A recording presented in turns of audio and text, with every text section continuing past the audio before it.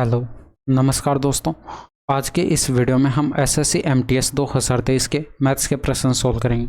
और ये जो पेपर है आपका 21 सितंबर 2023 को शिफ्ट 2 में हुआ था और ये आज हमारा प्रैक्टिस सेट 17 है। ठीक है, तो चलिए फटाफट से स्टार्ट करते हैं आज के क्वेश्चन नंबर फर्स्ट से।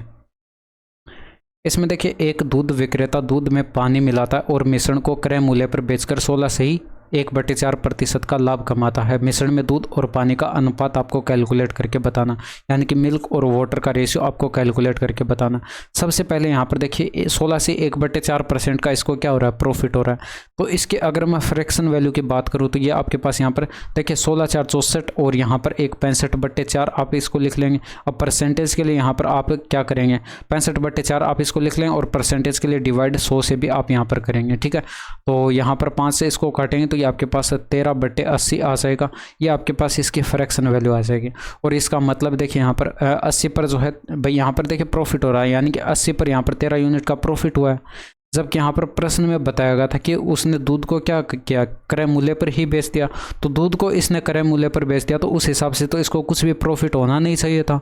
तो यहाँ पर तो 13 यूनिट का प्रॉफिट हो रहा है। ये किस कारण से हो रहा है, इस कारण से हो रहा है क्योंकि इसने कुछ पानी ऐड किया होगा, जिस कारण से इसको 13 यूनिट का प्रॉफिट हो रहा है। ठीक है, तो इसको इस तरह से आप यहाँ पर समझिए। अगर यहाँ पर मिल्क हमारे पास 80 यूनिट था, ठीक है, तो यहाँ पर वाटर हमारे पास जो है 13 यूनिट रहा होगा, तभी यहाँ पर इसको जो है 13 यूनिट का 80 पर 13 यूनिट का प्रॉफिट हो रहा है। ये आपके पास मिल्क और वाटर का रेशियो हो जाएगा। ठीक है, आप इस तरह से समझ सकते हैं। ये आपके पास यहाँ पर जो मिल्क था 80 यूनिट का था, 1 यूनिट का रुपये 1 रुपये मान लेते हैं। ठीक है, 1 यूनिट मिल्क का 1 रुपये हम मान लेते हैं। ठीक है, तो टोटल 80 रुपये का यहाँ पर मिल्क था। अब उसने क्रय मूल्य पर ही बेच दिया, यानी कि 80 रुपये में ही बेच दिया, तो इसको ना तो प्रॉफिट हुआ ना लॉस हुआ। लेकिन यहाँ पर तो 13 यूनिट का प्रॉफिट हो रहा था। ये किस कारण से हो रहा है, इसने 13 यूनिट पानी ऐड किया होगा, इसीलिए इसको 13 रुपये एक्स्ट्रा मिल रहे हैं। ठीक है, तो यहाँ पर 13 यूनिट का जो है ये वाटर रहा होगा।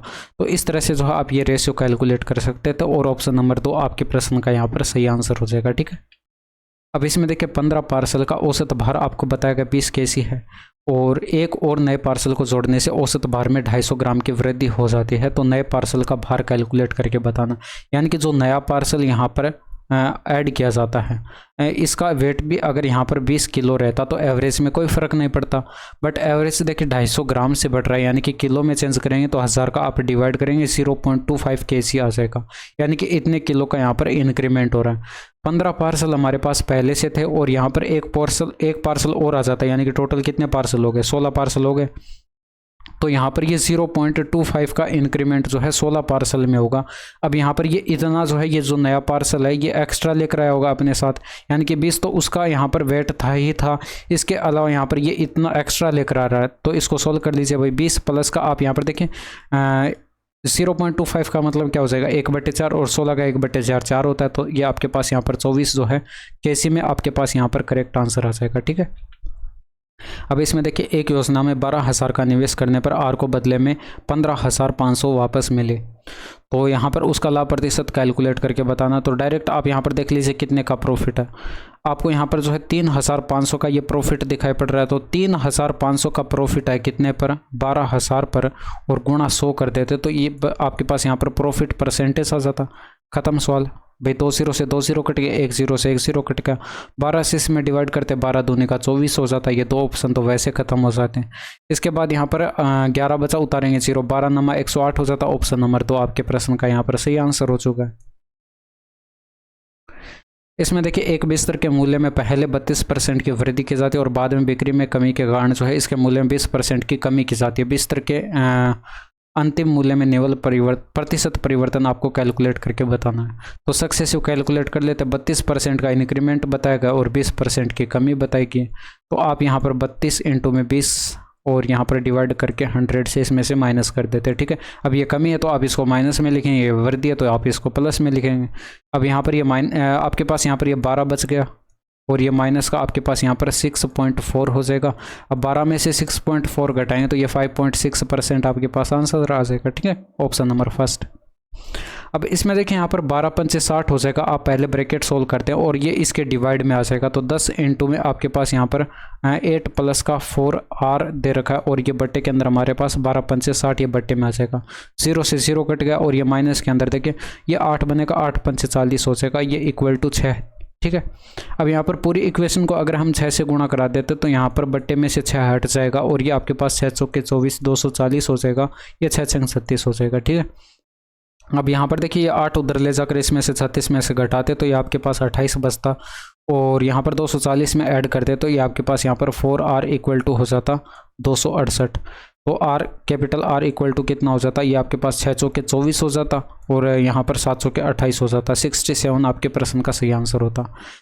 यदि ब्याज की वार्षिक रूप से संयोजित होता है, यदि ब्याज वार्षिक रूप से संयोजित होता है तो यहाँ पर 20,500 पर 2 वर्ष के लिए 10% वार्षिक दर से चक्रवर्ती ब्याज आपको कैलकुलेट करके बताना। तो 10% की फ्रैक्शन वैल्यू 1/10 होती है, यानी कि 10 पर 1 का ब्याज मिला होगा। तो यहाँ पर जो है 10 की राशि हमारे पास 11 हो चुकी होगी, बट यहाँ पर टाइम 2 वर्ष का बताया गया तो आप पावर 2 करते यानी कि 100 यूनिट की राशि जो है वो हमारे पास 121 हो चुकी होगी। जबकि प्रश्न में यहाँ पर ये राशि बताई गई थी 20,500 बताई गई थी, तो आपको यहाँ पर डेटा देके 205 गुना दिखाई पड़ा। तो कंपाउंड इंटरेस्ट बताना था, यानी कि ब्याज हमारे पास यहाँ पर 21 यूनिट का मिल रहा है, ये भी 21 ना होकर 21 का 205 गुना हो जाएगा। तो 21 पंचे 105 हो जाएगा, हासिल 1 आएगी, 21 दूनी 42 और 1 43 हो जाएगा। तो ऑप्शन नंबर 2 आपके प्रश्न का यहाँ पर सही आंसर हो जाएगा। एक टंकी को 1 घंटे 40 मिनट में भरने के लिए 5 पाइपों की आवश्यकता होती है। यदि समान प्रकार के 4 पाइपों का उपयोग किया जाए तो उसी टंकी को भरने में कितना समय लगेगा।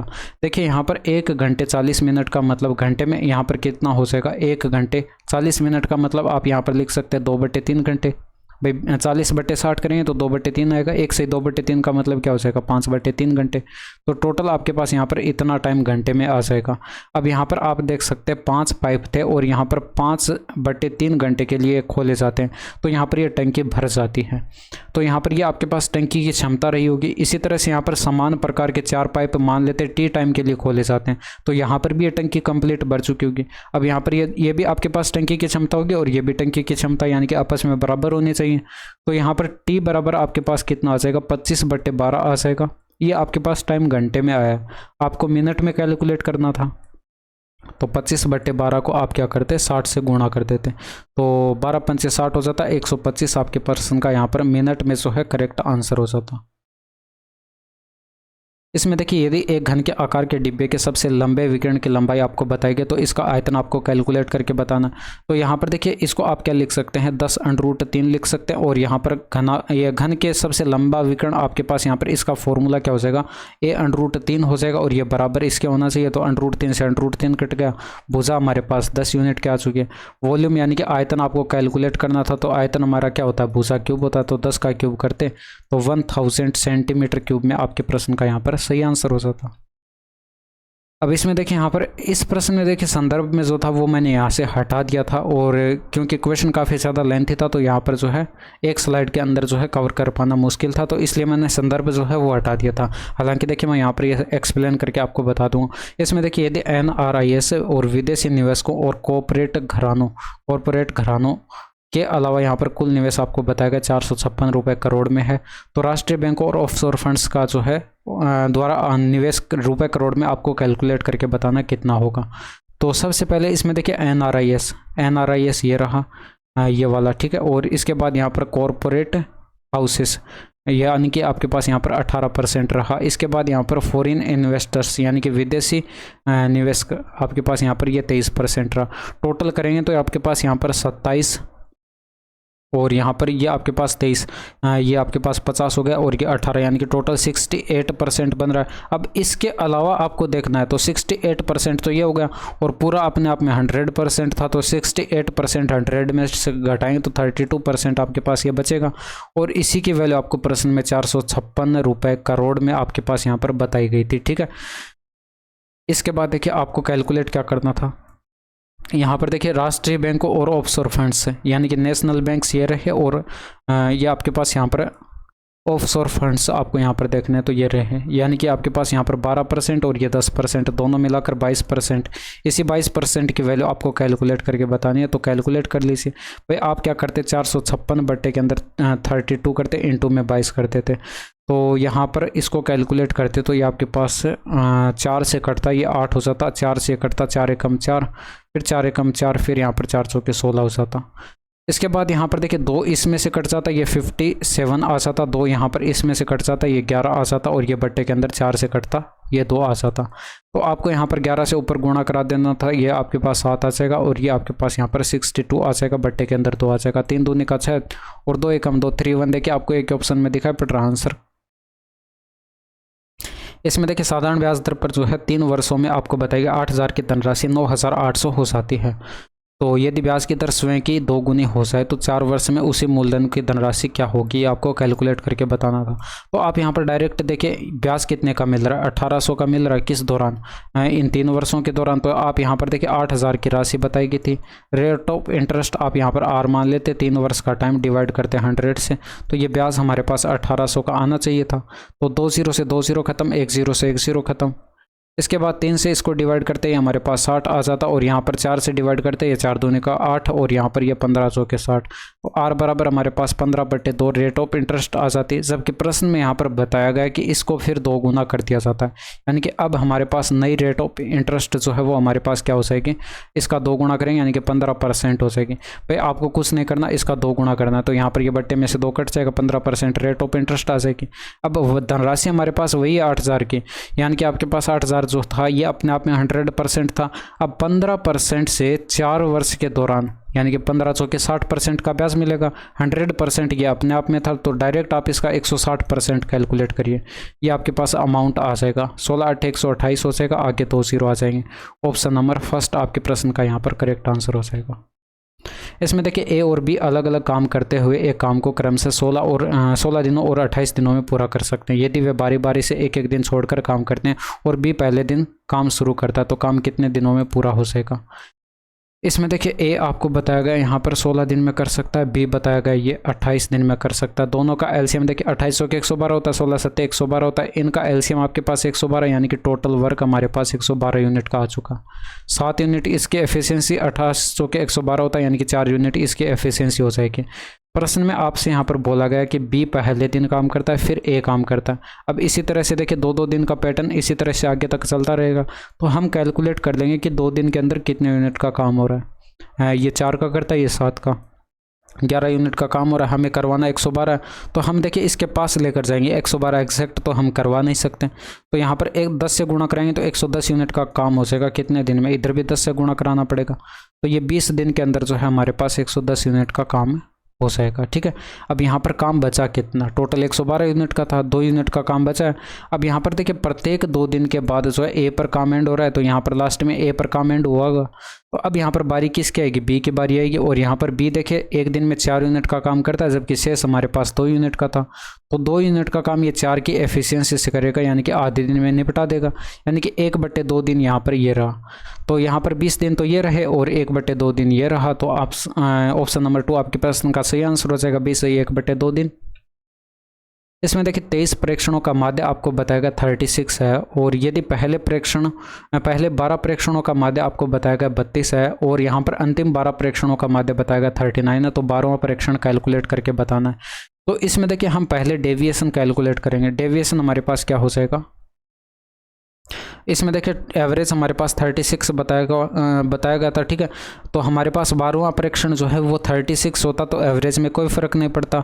अब यहाँ पर देखिए 12 प्रेक्षण का एवरेज आपको यहाँ पर 32 बताया गया, तो यहाँ पर देखिए एवरेज हमारा 4 यूनिट से कम हो रहा है, तो माइनस में लिखेंगे। और कितने प्रेक्षणों में, 12 प्रेक्षणों में, तो 12 से गुणा कर देंगे।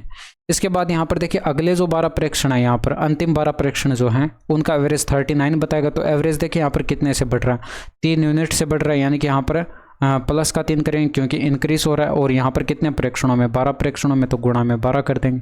12 4 48, ये माइनस का हो जाएगा, ये प्लस का 36 हो जाएगा, तो ये माइनस का 12 यहाँ पर डिफरेंस आ जाएगा। ठीक है, अब यहाँ पर ये हमारे पास डेविएशन आ चुका है। अब हमें क्या करना है, 12वां नंबर कैलकुलेट करना है। तो यहाँ पर 12वां नंबर हमारे पास क्या हो जाएगा, ये 12वां नंबर, 12वां प्रेक्षण कैलकुलेट करना है। तो ये हमारे पास क्या हो जाएगा, देखिए अगर 36 होता तो एवरेज में कोई फ़र्क नहीं पड़ता, लेकिन डेविएशन हमारे पास -12 का आया था, तो -12 इसमें से करेंगे, यानी कि 24 आपके प्रश्न का यहाँ पर सही आंसर हो जाएगा। 12वां प्रेक्षण क्या था, 24 था। अब देखिए यहाँ पर ये जो 12वां प्रेक्षण था, यहाँ पर टोटल 23 प्रेक्षण थे, और यहाँ पर देखिए पहले 12 और अंतिम 12, यानी कि टोटल अगर आप यहाँ पर करें तो 12 और 12 24 प्रेक्षण हो रहे हैं, जबकि थे कितने, 23 प्रेक्षण, यानी कि एक एक्स्ट्रा हो रहा है। यानी कि जो 12वां प्रेक्षण था वो यहाँ पर भी इंक्लूड है और वो यहाँ पर भी इंक्लूड है। तो हमने यहाँ पर जो है डेविएशन कैलकुलेट कर लिया और वो इसमें से 36 में से एवरेज में से घटा दिया, आंसर आ गया। अब इसमें देखिए संजय ए की मापने वाले टेप का उपयोग करके जो है 7000 mm और यहाँ पर 3850 mm और 12950 mm की लंबाई सटीक रूप से मापना चाहता है। तो मापने वाले टेप की अधिकतम संभव लंबाई आपको कैलकुलेट करनी है, यानी कि HCF आपको कैलकुलेट करके बताना है। तो सबसे पहले आप देखिए यहाँ पर सेंटीमीटर में कन्वर्ट करते तो आप यहाँ पर देखिए 10 का डिवाइड करते तो ये सभी जगह से 0 कट जाते, तो ये आपके पास यहाँ पर 700 सेंटीमीटर में आ जाता, और यहाँ पर ये 385 सेंटीमीटर में आ जाता, और ये 1295 आपके पास यहाँ पर सेंटीमीटर में आ जाता। अब देखिए यहाँ पर HCF आपके पास 40 और 30 तो हो नहीं सकते, क्योंकि 40 और 30 से 385 और 1295 में डिवाइड नहीं है, क्योंकि यूनिट डिजिट जो है वो हमारे पास 0 होना चाहिए था अगर इनसे डिवाइड होता तो। इसके बाद HCF हमारा हाईएस्ट कॉमन फैक्टर होता है, तो आप 45 से चेक करते हैं, तो 45 से आप देखिए क्या 700 डिवाइड हो जाएगा भाई। 700 का अगर आप 45 से डिवाइड करते हैं तो 5 से कटेगा, ये 140 आ जाता, और ये बट्टे के अंदर जो है 9 आ जाता। 140 9 से डिवाइड नहीं है, तो यहाँ पर ये भी आंसर नहीं होता। 145 भी हमारे पास आंसर नहीं होता, बचा ऑप्शन नंबर 2, आंसर लगा देते, ठीक है। और देखिए अगर आप पूरा भी कैलकुलेट करना चाहते हैं तो आप नियरेस्ट वैल्यू लेते और इनका डिफरेंस देखिए कितने का। ये आपके पास यहाँ पर 315 का आपको गैप दिखाई पड़ा, 315 तो ऑप्शन में है नहीं, तो आप इसके फैक्टर करते, इसको देखिए 3 से डिवाइड हो रहा है, तो आप यहाँ पर 3 का डिवाइड करते तो ये आपके पास यहाँ पर 105 आ जाता। इसके बाद यहाँ पर देखिए 105 भी आपका ऑप्शन में नहीं है, और यहाँ पर 3 भी ऑप्शन में नहीं है, तो यहाँ पर देखिए 105 3 से फिर डिवाइड हो रहा है, तो यहाँ पर जो है आप ये 35 आ जाता, ठीक है। 35 का 3 गुना 105 होता है, तो यहाँ पर 35 आपका ऑप्शन में दिखाई पड़ गया। अब आप यहाँ पर एक बार क्या कर देते, ये 1295 जो था ये भी आप चेक कर देते, क्या ये 35 से डिवाइड है। अगर आप 35 से डिवाइड करते तो यहाँ पर 35 या 105 हो जाता, बच गया यहाँ पर 24, उतारते 5 245 हो जाता। 35 दूनी का 70 हो गया, और 35 चौके 140 हो जाएगा, 35 छिके आपके पास यहाँ पर 210 हो जाएगा, और इसके बाद 35 7 245 होता है, तो यहाँ पर ये 35 से डिवाइड है और यही आपके पास आंसर हो जाता। तो इस तरह से भी आप इसको कैलकुलेट पूरा करके लिख सकते थे, ठीक है। अब इसमें देखिए एक आदमी 36 घंटे में नाव चलाकर 72 किलोमीटर की दूरी पर जाता है और वापस आता है, और उसे पता चलता है कि वह नाव चलाकर धारा की दिशा में 12 किलोमीटर की दूरी उतने ही समय में तय कर सकता था जितने समय में वह धारा के विपरीत 4 किलोमीटर की दूरी तय कर सकता है। धारा की चाल आपको कैलकुलेट करके बतानी। इसको देखिए हम y से मानते हैं और नाव की चाल जो है उसको हम यहाँ पर x से मानते हैं, ठीक है। अब यहाँ पर देखिए 72 किलोमीटर ये धारा की दिशा में गया होगा और फिर वापस आया तो धारा के विपरीत दिशा में यहाँ पर आया होगा, ठीक है। तो यहाँ पर धारा की दिशा में तो x + y की स्पीड से गया होगा 72 किलोमीटर की डिस्टेंस, और 72 किलोमीटर की डिस्टेंस x - y की स्पीड से आया होगा। तो यहाँ पर ये टाइम आता और यहाँ पर ये टाइम आता, दोनों ऐड करते तो ये टोटल टाइम 36 घंटे का बताया गया था, तो ये बराबर 36 घंटे होना चाहिए था। अब यहाँ पर देखिए इसमें आपको यहाँ पर बताया गया था कि 12 किलोमीटर की दूरी धारा की दिशा में, तो यहाँ पर 12 किलोमीटर की दूरी धारा की दिशा में x + y की स्पीड से कवर होती, इतना टाइम लगता, और वहीं पर 4 किलोमीटर की दूरी धारा के विपरीत दिशा में तो x - y की स्पीड से ये कवर होती तो इतना टाइम लगता, और ये टाइम आपको प्रश्न में बराबर बताया गया था। तो x - का y बटे x + का y बराबर ये 4/12, यानी कि 1/3 आप इसको लिख लेते, ठीक है। कंपोनेंडो डिविडेंडो लगाते तो ऊपर देखिए 2x बनता, बटे में 2y बनता, यानी कि x/y इक्वल टू हमारे पास देखिए 4/2 बनता, तो यहाँ पर 1/2 आप इसको लिख सकते हैं, सॉरी यहाँ पर 4/2 बनता, तो यहाँ पर 2/1 आपके पास यहाँ पर इनका रेशियो आ जाएगा। अब यहाँ पर आप देख सकते हैं इस x को अगर मैं यहाँ पर 2k मान लूँ और यहाँ पर y को अगर मैं यहाँ पर k मान लूँ, k यहाँ पर एक नियतांक है भाई, यहाँ पर देखिए 1 गुणा में k करेंगे तो ये आपके पास k ही आएगा, ठीक है। तो आप यहाँ पर x और y की वैल्यू 2k और k यहाँ पर रखेंगे, तो ये आपके पास 72 बट्टे के अंदर ये 3k हो जाएगा, प्लस के अंदर यहाँ पर 72 बट्टे 2k - k करेंगे तो यहाँ पर k बच जाएगा, बराबर 36 है। तो यहाँ पर बट्टे के अंदर जो है हमारे पास 3k आएगा, ऊपर 72 आ गया, प्लस 72 का 3 गुणा करेंगे तो ये 216 हो जाएगा, इक्वल टू 36।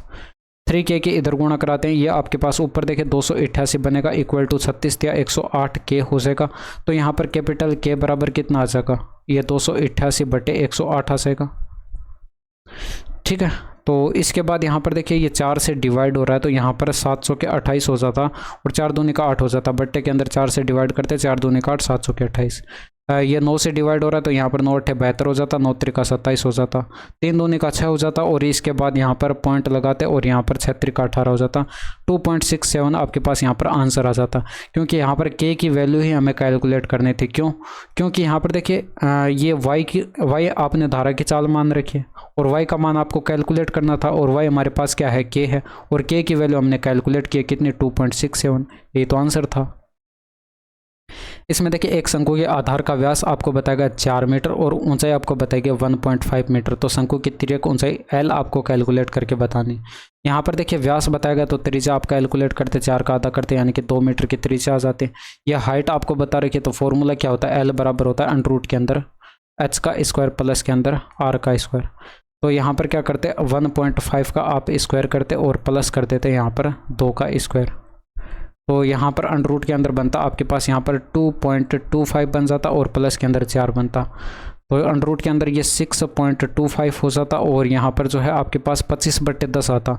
तो ये 2.5 आपके पास यहाँ पर तिर्यक ऊंचाई आ जाती। ठीक है, अब इसमें देखिए नेहा 8 किलोमीटर/आवर की चाल से चलती है और एक पुल को 27 मिनट में पार करती है। तो मीटर में पुल की लंबाई आपको कैलकुलेट करनी है। अगर हम पुल की लंबाई जो है वो उसको L मान लें, तो यहाँ पर ये 8 किलोमीटर/आवर की स्पीड से कवर होगी, तो 8 इसका आप यहाँ पर स्पीड का डिवाइड करेंगे तो ये टाइम आएगा, लेकिन ये टाइम घंटे में आएगा। इसको मिनट में कन्वर्ट करेंगे तो आप 60 से गुणा करेंगे और जबकि आपको ये टाइम बताया था 27 मिनट का, तो बराबर 27 हो जाएगा। तो यहाँ पर कैलकुलेट आप इसको करते तो इसमें देखिए ये 4 से डिवाइड होता, 4 दूनी का 8, 15 चौके 60, 9 ये 3 से डिवाइड करते ये 9 हो जाता, 3 से डिवाइड करते ये 5 हो जाता। ये L बराबर हमारे पास 18/5 आ जाता। ये आपके पास यहाँ पर पुल की लंबाई आई है और ये आपके पास यहाँ पर किलोमीटर में आई है, क्योंकि स्पीड को हमने चेंज नहीं किया था। ठीक है, तो ये किलोमीटर में है, तो आपको क्या करना था, मीटर में कैलकुलेट करना था। तो आप इसमें क्या करेंगे, 1000 का गुणा करेंगे, तो यहाँ पर 5 से कटेगा ये 200 आ जाएगा और यहाँ पर जो है ये 3600 आपके पास यहाँ पर मीटर में जो है पुल की लंबाई आ जाएगी। इसमें देखिए A, B और C एक काम को क्रमशः 10, 15 और 25 दिन में पूरा कर सकते हैं। A, B और C एक साथ मिलकर काम करते हैं, तो उन्हें जो है कितने दिन का समय लगेगा। इसमें देखिए A दे रखा है ये 10 दिन में कर सकता है, B दे रखा है ये 15 दिन में कर सकता है और C दे रखा है ये 25 दिन में कर सकता है। इन सभी का एलसीएम आपको 150 दिखाई पड़ गया। तो इनकी एफिशिएंसी हमारे पास क्या हो जाएगी, ये देखिए यहाँ पर ये आपके पास 15 यूनिट इसकी एफिशिएंसी आ जाएगी। ये 15 का डिवाइड करेंगे 10 यूनिट इसकी एफिशिएंसी और 25 के 150 यानी कि 6 यूनिट की इसकी एफिशिएंसी। अब ये टोटल वर्क हमारे पास 150 यूनिट का है। अगर यहाँ पर तीनों एक साथ मिलकर करते हैं 150 यूनिट का काम करेंगे, तो देखिए 15, 6, 21 और 10 31 की एफिशिएंसी से करेंगे। 31 का आप इसमें डिवाइड करेंगे तो 5 बार तो भाग जाएगा नहीं, 4 बार जाएगा। ये आपके पास 124 होगा और 124 घटाएंगे 150 में से तो 26 बचेगा और बट्टे के अंदर 31, यानी कि आपके पास यहाँ पर इतने दिन का टाइम आ जाएगा। इसमें देखिए रॉबिन 2000 में एक पंखा खरीदता है और बाद में 15% की हानि पर बेच देता है। उसने पंखे को किस मूल्य पर बेचा, यानी कि अगर हम कॉस्ट प्राइस पंखे का 100 यूनिट मान लेते हैं तो यहाँ पर जो है 15% का लॉस हुआ, यानी कि सेलिंग प्राइस हमारे पास 85 रहा होगा। अब यहाँ पर देखिए कॉस्ट प्राइस आपको प्रश्न में बताया गया था कितना, 2000, तो ये डेटा आपको यहाँ पर जो है 20 गुना दिखाई पड़ रहा है। तो यहाँ पर जो है सेलिंग प्राइस ये आपसे पूछा गया था, तो ये भी 85 ना होकर 20 गुना हो जाता है, यानी कि आपके पास यहाँ पर ये आपके पास 85 का 2 गुना 170 और ये आगे 1 0 आ जाता, 1700 आपके प्रश्न का यहाँ पर करेक्ट आंसर आ जाता। ठीक है, इसमें देखिए यदि आपके पास यहाँ पर A का B के साथ रेशियो 3:4 और B का C के साथ रेशियो 6:5 है, तो A, B और यहाँ पर C का एक साथ रेशियो कैलकुलेट करके बताना था। तो मैंने काफ़ी बार बता रखा A, B और यहाँ पर C का एक साथ रेशियो कैलकुलेट करते हैं, तो 3:4 और यहाँ पर अनुपात आपके पास यहाँ पर देखिए B का C के साथ रेशियो दे रखा है 6:5। तो आपको करना क्या था, यहाँ पर 6 के सामने 6 लिखना था, 4 के सामने 4 लिखना था। अब यहाँ पर आप देख सकते हैं ये रेशियो जो है सभी आपके पास यहाँ पर 2 से डिवाइड है। भाई 2 से डिवाइड करते ये 3 आ जाता, 2 से डिवाइड करते ये भी 3 आ जाता, 2 से डिवाइड करते ये 2 आ जाता। तो 3 तिरका 9 हो जाता, 4 तिरका 12 हो जाता, 5 तिरका ये 5 दूनी का 10 हो जाता। आपके पास यहाँ पर ऑप्शन नंबर फर्स्ट जो है ये करेक्ट आंसर आ जाता है, ठीक है। बट यहाँ पर देखिए आप डायरेक्ट भी कैलकुलेट कर सकते थे। ए का बी के साथ रेशियो में 3:4 चाहिए, तो यहाँ पर देखिए 3 तिरका 9, 4 तिरका 12, ठीक है। यहाँ पर नहीं है और यहाँ पर भी नहीं है, तो ये दो तो वैसे हट जाते हैं। और यहाँ पर 3 तिरका 9, 4 तिरका 12, यहाँ पर भी है रेशियो। तो इसके बाद यहाँ पर बी का सी के साथ रेशियो देखते, बी का सी के साथ देखते तो यहाँ पर देखिए 2 से काटते तो 6 दूनी का 12, 2 से काटते तो ये 5 आता, 6:5 यहाँ पर बन रहा है। और यहाँ पर देखिए 6 दूनी का ये आपके पास यहाँ पर 4 से भी कट रहा है, तो 4 तिरका 12 हो जाता और 4 पंचे 20, 3:5 बनता। ये जबकि आना क्या चाहिए था 6:5।